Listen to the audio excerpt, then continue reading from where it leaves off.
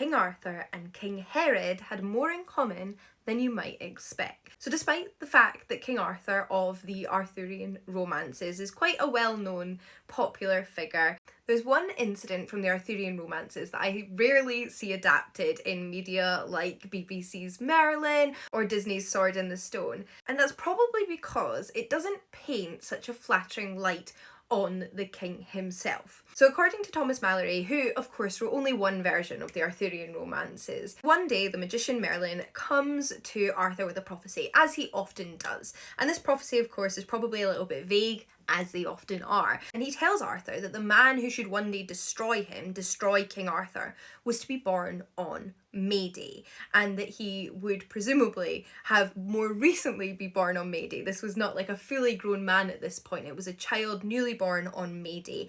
And in order, presumably, to prevent that, he might have to do some destroying or disposing of his own. So what Arthur does is that he sends out a sort of decree across his kingdom to all the lords and ladies, to all the nobles, to send him any children that were born on May Day. Presumably, Merlin has given him some hint that this child was born to a noble person, or maybe he just assumed they had to be. I don't know, it's not stipulated. But he sends out this decree. Now, what Arthur's plans are for the children is unclear. He does stipulate that if anyone is not to send their children that were born on May Day, it will be on pain of death.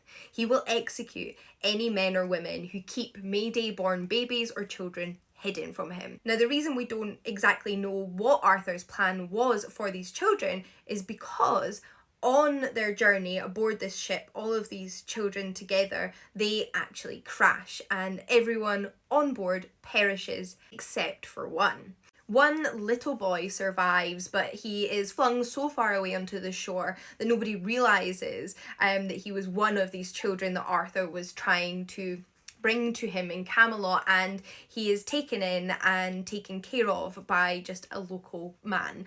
And this child is actually Mordred. Now, if you are familiar with Arthurian legend, then you probably know two things. One of which is Mordred is actually the illegitimate child of King Arthur, and he is also the one who kills King Arthur. So, unwittingly, and as is often the case, regardless of what Arthur does in this situation, Merlin's prophecy looks set to come true. It always struck me how sinister this story was when I first came across it in comparison to the Arthur I think a lot of us know from modern late 20th, 21st century media. In fact, it reminded me a little of the story of King Herod.